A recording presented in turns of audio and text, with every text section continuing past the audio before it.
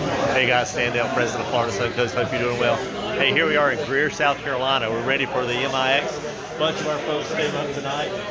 Did about a 10 or 12 hour drive today, and there's a ton of folks here already, other BMW folks here. We're chowing down tonight, getting ready for the mix tomorrow, and doing some really cool stuff. So, hey, check out the calendar. We'll have a lot of pictures from the mix and a ton of events coming up this weekend. And next week, so just keep on checking into the calendar.